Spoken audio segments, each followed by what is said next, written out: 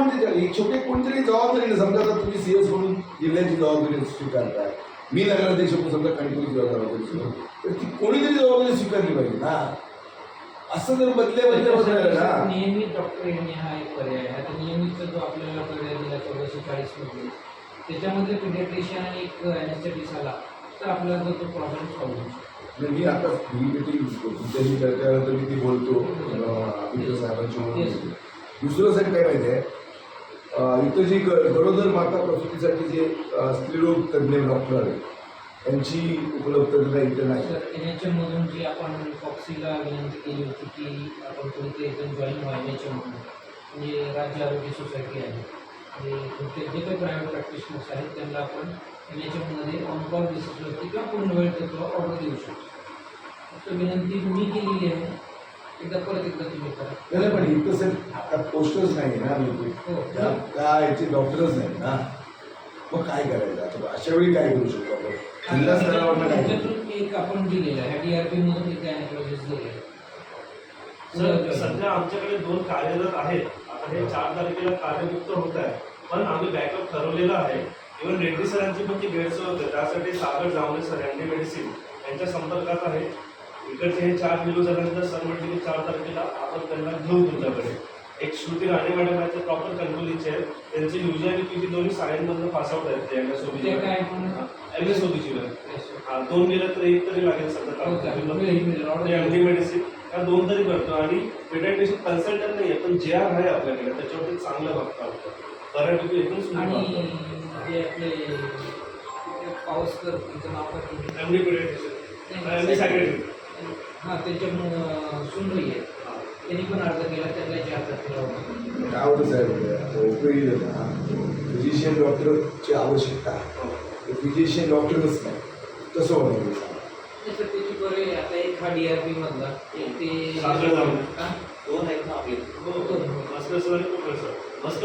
काय होतं ऐका, भास्कर सरना पण मी ओळखतो, काय त्यांची स्वतःची दवाखाने आहेत, त्याच्याप्रमाणे त्याचं काळानुकूळ असं म्हणत नाही, पण पूर्ण वेळ इथं असं देऊ शकत नाही. ते काय करणार, हे कुठलाही डॉक्टर नागेकर सुद्धा माझे मित्र आहे, समजा डॉक्टर नागेकर, ते काय करणार, स्वतः त्यांचं हॉस्पिटल उपजिल्हा रुग्णालयाला ह्याच्यामध्ये आपल्या महिलांचा जो वॉर्ड आहे या वॉर्डमध्ये आता तुम्हाला ते स्वच्छता ग्राउंडमध्ये सुद्धा नसायचं. सर तुम्ही आल्याच्या नंतरच त्या दिवशी सर त्याच्यापेक्षाही रोज व्हायला पाहिजे. एक राऊंड करा, एक राऊंड एक सिस्टर इंचार्ज नेमा त्यासाठी एक समिती तयार करा, ती अग्रीमेंट बघितलं समिती स्वच्छतेविषयी. अरे पण त्या दिवशी मी आलो तेव्हा पूर्ण म्हणजे अस्वच्छता होते, ते यांच्या कंप्लेंट्सच होत्या.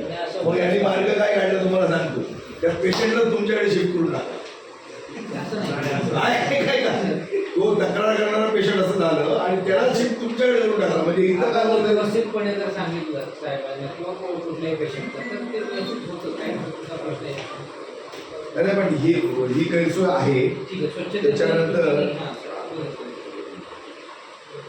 त्याच्यामध्ये पिण्याच्या पाण्याची व्यवस्थेची काय परिस्थिती? आपल्याकडे आरो फिल्टर आहे, तर थंड आणि गरम पाणी दोन्ही पण येतं आणि सगळ्या वॉर्डमध्ये आरो फिल्टर आपल्याकडे बरेचसे डोनेशनमध्ये भेटतात, बरेचसे आपण आपल्या कार्यालयीन खर्चापर्यंत परचेस केले.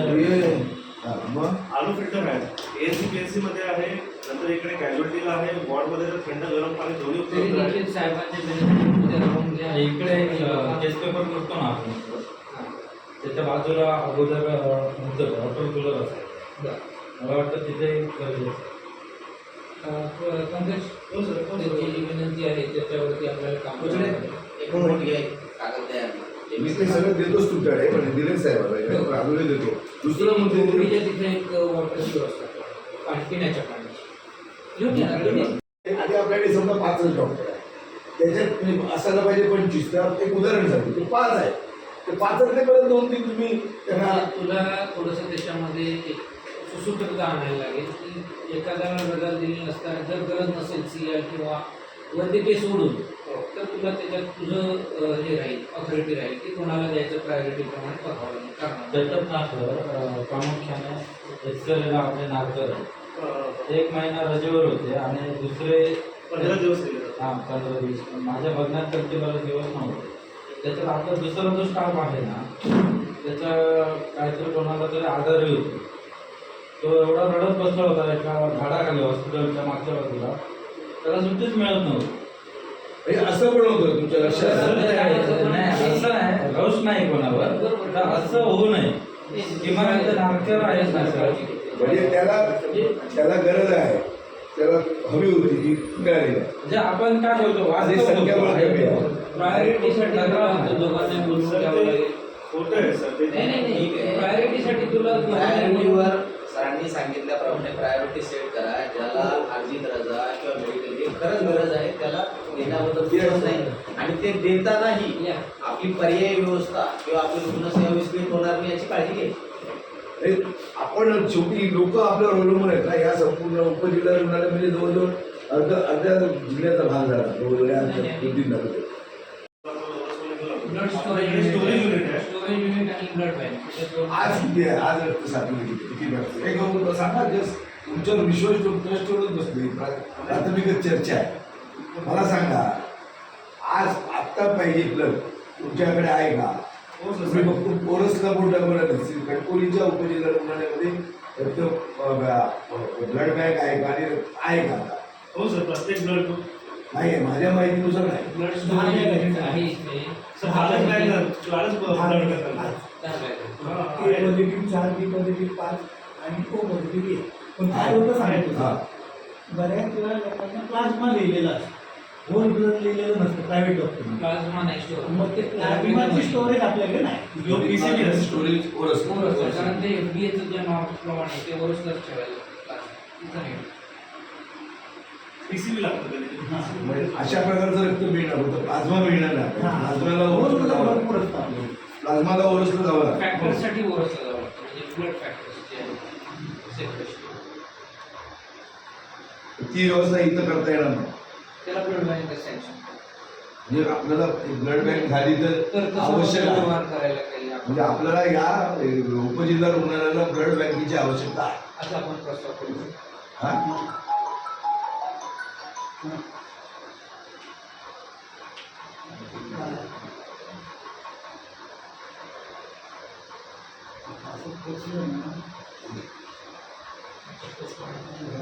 दुसरं साहेब काय माहिती आहे, पुढी इको सेवा उपलब्ध नाही. म्हणजे हृदयविकारांच्या झटक्याचं प्रमाण जे आहे किंवा अटॅकचं प्रमाण आहे ते या ठिकाणी म्हणजे पुढे सगळीकडे महाराष्ट्रामध्ये देशात वाढलं आहे. मग ते पुढी इको सेवा इथं उपलब्ध नसल्यामुळे खाजगी दवाखान्याचा उपयोग आधार घ्यावा लागतो. मग काय करता येईल त्याच्यामध्ये? सर आमच्याकडे सरांनी यावेळी रेडिओलॉजिस्ट दिलेले आहेत 3 महिन्यासाठी. आणि आधी आपल्याकडे रेडिओलॉजीचं जादू सुरू 1 दिवस यायचे फक्त गुरुवारी. तर आता 1 दिवस नाही, सोमवार आणि गुरुवार 2 दिवस आहे ना. म्हणजे सिनियर आणि ज्युनियर पूर्ण 7 दिवस असतात 7/24 आणि सिनियर पण 2 दिवस असतात. आणि सर आपल्याला सोमवार आणि गुरुवार. आणि CSR मार्फत आपल्याला सर टोडीचा प्रो पण 3 लाखाचा असतो ना सगळ्यात ॲडव्हान्स. जसे आपल्याकडे सियाम सगळ्यात ॲडव्हान्स आहे तेही आपल्याला 1-2-3 महिन्यामध्ये उपलब्ध होऊन जाईल. नाही, माझा मुद्दा आहे पुढी इको सेवा ही आपल्या उपजिल्हा रुग्णालयाला आहे का? तसं नॉर्म्स प्रमाणे सर नाही. नसतं उपजिल्हा रुग्णालयाला नाही. मेडिकल कॉलेजला पाहिजे.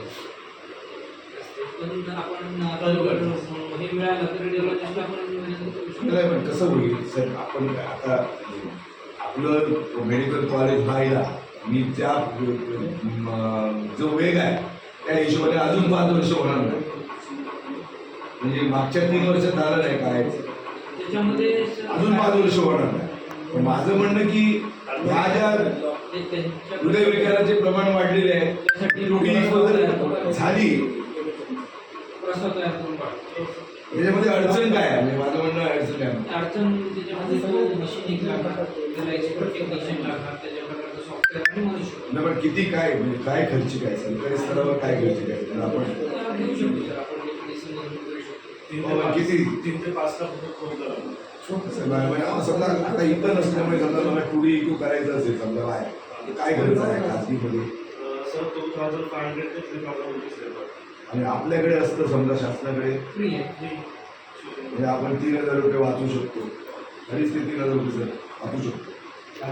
स्पेशलिस्ट मॅनपॉवर खूप महाराष्ट्रामध्ये ही जी सुविधा आहे. मस्कर डॉक्टरांकडे गेलं ना तर मस्कर डॉक्टर इथे स्वतः लिहून देतात आणि तिकडे जाऊन स्वतः करतात.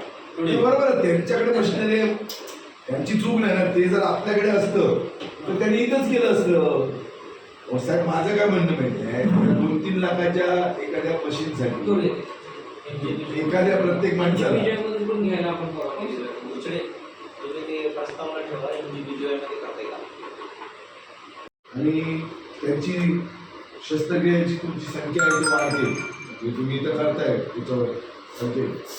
त्यामुळे कायमस्वरूपी असणं किंवा त्या परिचारिकांमध्ये वाढ करणं, ते समजा आता समजा 10 असल्या किंवा 5 असल्या तर त्या 15मध्ये 20मध्ये असं साहेब होणं गरजेचं आहे. त्याला काय करता येईल? त्याला आकृतीबंध आपला जो नॉर्म्स आहे महाराष्ट्र शासनाचा की 100 बेडेड उपजिल्हा रुग्णालयासाठी 30 स्टाफ थोडक्यात सांगतो. तर तेवढं 30 भरलेलं आहे की नाही इथपर्यंत आपण करू शकतो आणि एखाद दुसरा कामकाजाप्रमाणे डेप्युटेशन देऊ शकतो. नाही, पण आता मला सांगा 100 बेडच्या नॉर्म्स प्रमाणे आपले उपजिल्हा रुग्णालय आहे. आता सध्या तरी भरलेले आहेत. भरलेले आहेत. 33 काय आहे, अडचण 33 नाही. आहे, 33 आहे. 33 आहे, त्याच्यामध्ये 30 अडचण plus नाही. 3, 33. अडचण नाही. हा. ठीक आहे, चांगली गोष्ट. आहे. म्हणजे मग आकृतीबंधाची काही गरज होती बरं. हा?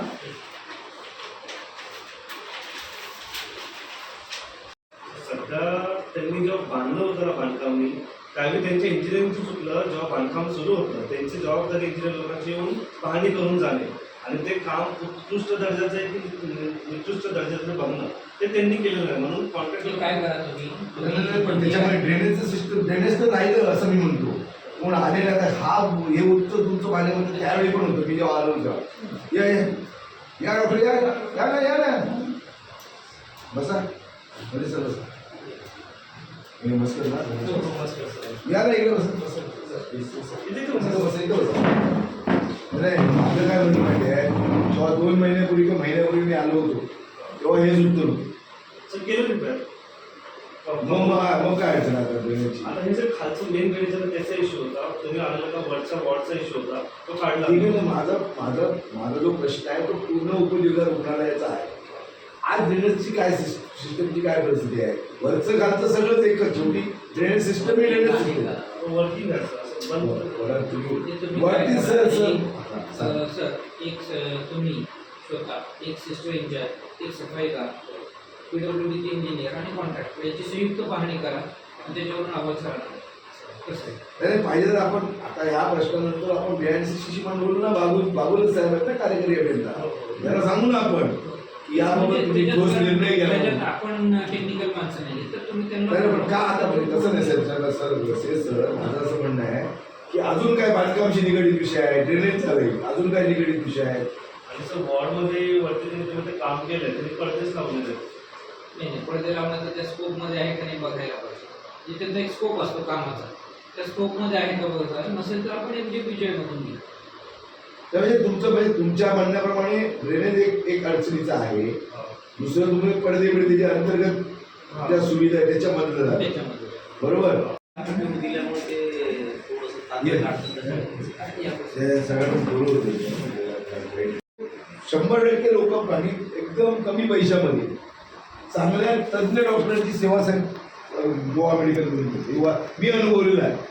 आम्ही जे सगळे पेशंट पाठवतो ना त्यांच्यावर हे उपचार तिथं JMC मध्ये तातडीनं होतात. ते जे आपण गोव्यावर कशाला अवलंबून राहायचं? आपला एवढा मोठा महाराष्ट्र आहे आणि सिंधुदुर्गामध्ये ते होते ना. पण ज्या स्पीडने आता काम चालू आहे, मागची 3 वर्ष गेली. मला तर वाटत नाही अजून 5 वर्ष ते सिंधुदुर्ग मेडिकल कॉलेज उभं राहील. त्याच्यामध्ये काहीतरी धोरणात्मक निर्णय घेण्याची गरज आहे. म्हणजे पॉलिसी डिसिजन आहे हा. आता आपल्याकडे ना सर म्हणजे सिझेरियन सेक्शन पूर्ण आपल्या ह्याच्यामध्ये 2747 झाले पूर्ण वर्षभरात. तर चांगला आहे सर हा रेट. म्हणजे सगळे सेक्शन जे होतात आपले सीझर ते वुमन्स हॉस्पिटल कुडाळ, देवगड आणि सावंतवाडीत होतात. चांगली सेवा आपण मॅटर्नल दिलेली आहे. त्याच्यानंतर OPD पण चांगली आहे सर. त्याच्यानंतर IPD पण चांगली आहे. या 5 हॉस्पिटलमध्ये ज्या मेजर 100 बेडच्या आहेत त्याच्याप्रमाणे मायनर ऑपरेशन आणि मेजर ऑपरेशन ते पण चांगल्या प्रमाणात म्हणजे असं होतच नाही असं नाही सगळीकडे सर मी तुम्हाला प्रॅक्टिकल सांगतो. इथं जर आपण आलो आमच्या ह्या उपजिल्हा रुग्णालयात तर ऑर्थोपेडिक म्हणजे ज्यांच्यामध्ये ॲक्सिडेंट केस होता ज्याच्यामध्ये त्या तिथं 10-15 दिवस ते पेशंट तशाच पद्धतीने बेडवर असतात. शेड्यूल तुम्हाला लावायचं. एकच डॉक्टर आश्रमांचं नाव घेतलं जातं किंवा डॉक्टर तायशिनेचं, पण इतके पेशंट असतात की त्याला 8 दिवस तुम्ही थांबा, आज नाही, उद्या नाही, परवा, अशा पद्धतीने 10-12 दिवस. ती मेडिकल कॉलेजला सुविधा नसते, त्यामुळे सर्व जिल्ह्यातून पेशंट इथंच येत होते किंवा प्रायव्हेटमधून पण रेफर इथं द्यायचे आणि त्या पेशंटला सर लाईननी आपण जसं ते लावलेलं आहे तसंच लावून घ्यायला पाहिजे. नाही पण त्याच्यामध्ये कसं वेळ घालता येईल माझं म्हणणं काय सर, आता काय मेडिकल झालं होतं, कॉलेज ते सियाम एक मशीन आहे, हा. ते मशीन शिवाय हाडाचं ऑपरेशन करताच येत नाही. तर ते मशीन आता 1 तारखेला 1 मेला त्यांची ते घेतले, त्याचं लोकप्रपण आहे तुम्हाला बरोबर, आता तर पत्रिका आली. ते पेशंट जेवढे होते मेडिकल कॉलेजचे तर पूर्ण पेशंट इकडे यायचे. आता ते 50% पेशंट जे आहे सावंतवाडी, कुडाळ, वेंगुर्ला, दोडामार्ग, ते पेशंट अर्धे पेशंट हे मेडिकल कॉलेजला जाणार, आपला फ्लो कमी होणार. नाही माझं आणि जरा सुसूत्र जरा आणते. नाही पण त्याच्यामध्ये साहेब काय होतं तुम्हाला वास्तव सांगतो, त्यात एकदा ती अशा प्रकारच्या पेशंटला एक तर सूज असते, वेदना असतात आणि तो लवकर बरा व्हावा आणि थोडेसे एजेड पण पेशंट असतात. माझ्याकडे माहिती आहे मागच्या महिन्यामध्ये 2 पेशंट दगावले या सगळ्या प्रक्रियेवर या हॉस्पिटलमध्ये. ह्या माहिती विचारा. काल परवा एक महिला पेशंट पण सर ती हाय रिस्क होती. घडली, वास्तव आहे. तुम्ही काय करा, सरांनी पण सांगितलं एक काम करायचं, तुमच्याकडे समजा 10 पेशंट असले ना, 10 पेशंटचं रोटेशन ठेवायचं. सरांनी सांगितलं ज्याची प्रायोरिटी आहे, ज्याला लवकर घ्यायचं त्याला पहिल्यांदा घ्यायचं आणि तुमच्याकडे 2 सर्जन नाही 3 सर्जन दिलेले आहेत. हा, मग ते 3 तर मेन आपले आहेत ना सध्या. मग सर असतील तर मग वेळ का लागतो 2 सर? ओटी करू सर, द्या. माझं तेच म्हणणं सर, मग वेळ का लागतो? मग 8-8, 10-10, 15 दिवस त्यांना का तारखा लागतात? सर जे वयस्कर पेशंट असतात त्यांचं नाही, हिमोग्लोबिन याच्यापेक्षा त्याच्यात फिटनेस घेणं काही दिवसाचं काम आहे. पण जे फिट पेशंट आहेत त्यांना लवकर सर्जरी करणं गरजेचं आहे ऑर्थोपेडिक्स. त्याच्यामध्ये रोज राऊंड घेणे, ऑर्थोपेडिक सर्जनला बरोबर घेऊन राऊंड घेणे आणि हायवेज किती 15 पेशंट डॉक्टर डोंगरे आहेत आहेत त्या डॉक्टर डोंगरेंवर जबाबदारी फिक्स करायचं आणि डेली कुठला पेशंट आर्थोला आहे, कुठला पेशंट घेणार आहे, मला एक मेसेज टाकायचा, सी सरने एक मेसेज टाकायचा. आज पेशंट 4 वेटिंग आहे, 2 जण झाले, 4 जण 3 जण का थांबले, त्याचं पण आम्हाला कळू दे. म्हणजे मेडिकल फिटनेस असेल तर आम्ही ते ॲक्सेप्ट करू, पण डिले झाला तर कशासाठी डिले झाला? फिटनेससाठी डिले आहे ते समजू शकतो आपण, पण इन्फेक्शन नाही आहे तर तो डिले होता कामा. ते याला इन्चार्ज करा, एक पत्र काढा आजच्या मिटिंगच्या अनुषंगाने. आणि त्याचबरोबर सर कसं आहे CS सर, आता पावसाळा जवळ येत आहे. मग त्या पावसाळ्याच्या दरम्यान ज्या पद्धतीनं आपण तयार राहिलं पाहिजे किंवा येणाऱ्या 7 किंवा असं तर लोकांना कमी पैशामध्ये मिळालं पाहिजे. कारण एखादा पेशंट साहेब सरकारी दवाखान्यामध्ये समजा गेला तर तो कमी पैशामध्ये किंवा सगळ्या मोफत योजनांमधनं त्याच्यावर उपचार होतात. पण जर खाजगीमध्ये गेला 3 दिवस राहिला, मी तुम्हाला सांगतो कमीत कमी 30,000 रुपये त्याला बिल हे देणं आहेच खाजगी डॉक्टर. म्हणजे अशी परिस्थिती आहे. मग तो काय ते स्वीकारतो? इथं आपल्याकडे काही पर्याय नाही ना. माणूस तर बरा झाला पाहिजे, आजारावर मात केली पाहिजे, मग तो जातो. पर्याय नसतो, त्याच्याकडे पैसे नसतात. म्हणजे एकीकडे आजारावर मात करण्यासाठी त्याला कर्ज. अकोली उपजिल्हा रुग्णालयामध्ये अनेक समस्या होत्या.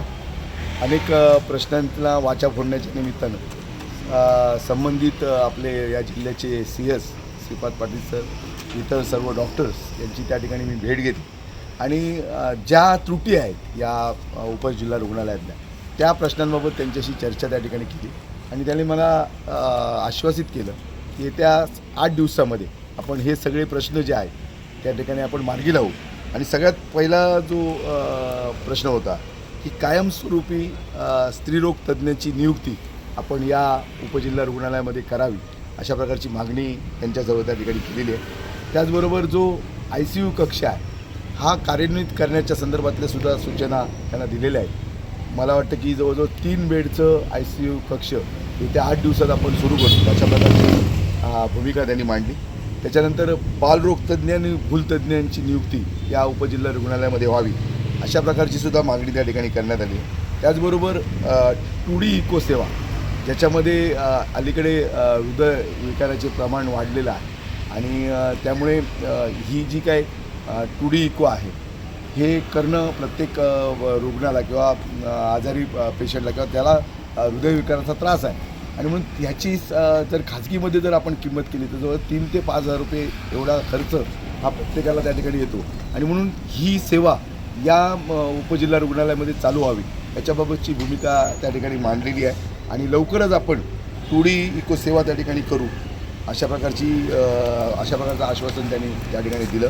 त्याचबरोबर कर्मचाऱ्यांची म्हणजे परिचारिका ज्या आहेत किंवा इथले जे कर्मचारी आहेत यांची त्या ठिकाणी कमतरता भासू नये आणि म्हणून जवळजवळ 33 परिचारिका नर्स अशा प्रकारच्या परिचारिका याच्यामध्ये आहेत.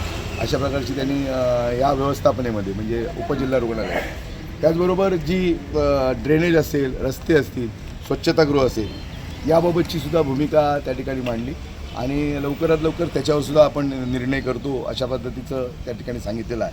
आणि त्याचबरोबर जी 108 रुग्णवाहिका आहे या रुग्णवाहिकेला गेली 4 महिने फक्त रुग्णवाहिका त्या ठिकाणी दिली जाते पण त्याच्यामध्ये जो डॉक्टर द्यायचा असतो तो डॉक्टर दिला जात नाही आणि म्हणून ते आम्ही निदर्शनास आणून दिलं आणि ती जी सेवा आहे ती सेवा नुसती 108 ॲम्ब्युलन्स नाही तर त्याच्याबरोबर डॉक्टर दिला जातो. तशा प्रकारचे पैसे त्या एजन्सीकडनं त्या ठिकाणी घेतले जातात आणि म्हणून 4 महिने त्या ठिकाणी आज डॉक्टर नाही आणि तशा स्थितीमध्ये 108 दिली जाते. ते काय आम्ही मान्य केलेलं नाही. पर्यायी व्यवस्था आपण एकतर एजन्सीला डॉक्टर पुरवण्याच्या संदर्भामध्ये आपण आदेश करा, नसेल तर आपण आपल्या रुग्णालयातनं जिल्हा रुग्णालय असेल, उपजिल्हा रुग्णालय असेल त्याच्यातनं त्या ठिकाणी तो डॉक्टर आणि 108 ही त्या ठिकाणी रुग्णाला द्या ही मागणी केलेली आहे, त्यांनी मान्य केलेली आहे. त्याचप्रमाणे या सगळ्या उपजिल्हा रुग्णालय आहे याच्यामध्ये जी पाणी आहे, लाईट व्यवस्था आहे ही सुद्धा त्या ठिकाणी तातडीनं चांगल्या पद्धतीची करावी. कारण सर्वसामान्य जो रुग्ण आहे हा ग्रामीण भागात नाही येतो, देवगड असेल, वैभववाडी असेल, कणकवली असेल किंवा इतर तालुक्यातल्या भागातनं आणि त्यामुळे ह्या सगळ्या व्यवस्था झाल्या पाहिजेत. आणि त्याचबरोबर सुरक्षेच्या दृष्टीने सुद्धा CCTV हा या सगळ्या उपजिल्हा रुग्णालयामध्ये बसवणं गरजेचं आहे अशा पद्धतीची सुद्धा त्या ठिकाणी मागणी केलेली आहे आणि तीसुद्धा आपण लवकरात लवकर त्या ठिकाणी पूर्ण करू ही भूमिका त्यांनी सांगितली. त्याचबरोबर डॉक्टर विशाल रेड्डी हे या ठिकाणी पूर्वी कार्यरत होते आणि त्यांनी आपल्या कामातनं आपल्या वैद्यकीय सेवेतनं खरं तर या उपजिल्हा रुग्णालयाला एक चांगली सेवा सर्वसामान्य माणसाला देण्याचा प्रयत्न केलेला होता आणि त्या ठिकाणी चांगली सेवा देत होते आणि असं असताना त्याच डॉक्टर्सची त्या ठिकाणी बदली झालेली आहे आणि म्हणून आम्ही पुरं उपजिल्हा रुग्णालयाशिवाय CS स्तरावर मागणी केली की पुन्हा त्या डॉक्टर विशाल रेड्डींना या ठिकाणी आणावं आणि त्यांच्यावर ही उपजिल्हा रुग्णालयाची जबाबदारी द्यावी. त्यांच्या पत्नीसुद्धा या खाजगी भूलतज्ञ डॉक्टर आहेत आणि त्यामुळे तीसुद्धा गरज या निमित्तानं पूर्ण होऊ शकेल. आणि त्याचबरोबर ब्लड बँकची सुद्धा मागणी या उपजिल्हा रुग्णालयामध्ये केलेली आहे. कारण खरं तर नुसतं ब्लड जे आहे ते या ठिकाणी मिळतं पण प्लाझ्मा किंवा इतर जे पद्धतीचं जे रक्त हवं असतं पेशंटना किंवा रुग्णांना ते या ठिकाणी मिळत नाही. त्यामुळे लवकरात लवकर ब्लड बँक ही या ठिकाणी व्हावी अशा प्रकारच्या अनेक मागण्यांचं निवेदन हे CS सरांची त्याबाबत चर्चा झाली. खरं तर या महाराष्ट्रामध्ये 1440 हे डॉक्टर या त्या ठिकाणी आता भरती होणार आहे आणि जवळजवळ या जिल्ह्याला त्यातील कमीत कमी 70 डॉक्टर मिळावे अशा या जिल्ह्यासाठी सिंधुदुर्गसाठी अशा प्रकारची मागणी आम्ही लावून धरलेली आहे. आणि मला वाटतं की या राज्याचे आरोग्यमंत्री आदरणीय प्रकाशजी आबिटकर साहेब यांच्याशी सुद्धा याबाबत चर्चा त्या ठिकाणी केलेली आहे आणि त्यांनी जास्तीत जास्त डॉक्टर या 1440च्या भरतीमधनं या सिंधुदुर्ग जिल्ह्याला दिले जातील ही त्या ठिकाणी सांगितलेलं आहे. पण त्याचबरोबर आज एक चांगली गोष्टसुद्धा जिल्ह्यामध्ये होते की CR जी मशीन आहे ही मशीन ज्याच्यावर हाडाचं ऑपरेशन केलं जातं हाडांवरचं याच्यामध्ये ही मशिनरी अद्ययावत मशीन आहे आणि ती हवी होती. उद्या 1 तारीखला या मशिनरीचं उद्घाटनसुद्धा निदान या जिल्ह्यामध्ये होतं आहे आणि त्यामुळे कुठंतरी त्याचा फायदा हा जिल्ह्यातल्या जे अपघातामध्ये ज्याच्यावर हाडावर उपचार करायचे आहेत अशा रुग्णांना त्याचा फायदा होईल. आज कणकवलीमध्ये जर आपण पाहिलं तर 10-10, 15-15 दिवस त्या ठिकाणी अशा रुग्णांना तिकडे उपचारासाठी किंवा सर्जरीसाठी थांबावं लागतं. पण ती मशीन आल्याच्या नंतर कुठंतरी दिलासा मिळेल आणि ते प्रमाण कमी होईल. तरीसुद्धा मी इथं सांगितलेलं आहे की इथं डॉक्टर पाकळे, डॉक्टर तायशेटे आणि डॉक्टर रासम अशा पद्धतीचे डॉक्टर या शहरामध्ये आहेत आणि म्हणून त्यांच्याकडे सुद्धा ती जबाबदारी देऊन याबाबतचा योग्य नियोजन आपण करावं. एखाद्या पेशंटला 15-15 दिवस आपल्यावर सर्जरी उपचार करण्यासाठी थांबावं लागता कामा नये, तातडीनं त्याच्यावर उपचार व्हावेत ही त्या ठिकाणी भूमिका आहे. आणि सगळ्यात महत्त्वाची भूमिका CS सरांना मी सांगितलं की सगळे जे आपण जे पेशंट असतात यांच्यावर शेवटच्या टप्प्यामध्ये आपण Goa GMC Goa medical college हे रेफर करतो आणि शेवटी तिकडे जाऊन पेशंटावर उपचार होतात. माझं असं म्हणणं आहे की महाराष्ट्रामध्ये किंवा सिंधुदुर्गामध्ये तशा प्रकारचं जसं GMC आहे तसं SMC किंवा महाराष्ट्र MMC म्हणजे महाराष्ट्र मेडिकल कॉलेज किंवा सिंधुदुर्ग मेडिकल कॉलेज लवकरात लवकर त्या ठिकाणी पूर्ण व्हावं आणि तशा पद्धतीचे उपचार सिंधुदुर्गातल्या पेशंटावर सिंधुदुर्गामध्ये व्हावे हा त्या ठिकाणी प्रयत्न होणं गरजेचं आहे. आज जे चालू आहे जे काम म्हणजे मेडिकल कॉलेजचं 3 वर्ष झाली आज इतक्या संत गतीनं त्या ठिकाणी चालू आहे. येणाऱ्या 5 वर्षामध्ये सुद्धा अजून कदाचित या जिल्ह्याचं मेडिकल कॉलेज पूर्ण होईल की नाही अशा पद्धतीचं वाटत नाही. म्हणजे ज्या पद्धतीनं त्याला वेग हवा तो वेगसुद्धा देण्याची गरज आहे आणि लवकरात लवकर या जिल्ह्यामध्ये जसं GMC आहे तसं या जिल्ह्यामध्ये जिल्ह्यातल्या रुग्णांवर या जिल्ह्यामध्ये योग्य ते उपचार व्हावेत आणि लोकांचे त्या ठिकाणी आरोग्य हे वाचलं पाहिजे ही भूमिका आहे. आणि म्हणून 8 दिवसाची मुदत या ठिकाणी दिलेली आहे या सगळ्या प्रश्नांच्या संदर्भामध्ये आणि हे महत्त्वाचे प्रश्न आहेत आरोग्याच्या दृष्टीनं सिंधुदुर्गातल्या जनतेच्या दृष्टीनं आणि त्यावर आवाज उठवण्याचं काम या ठिकाणी केलेलं आहे. आणि मला CS सरांनी श्रीपाद पाटील साहेबांनी याबाबत त्यांच्याशी चर्चा केली आणि त्यांनी सांगितलेलं आहे की येत्या 8 दिवसामध्ये या सगळ्या गोष्टीवर त्या ठिकाणी आपण निर्णय करू.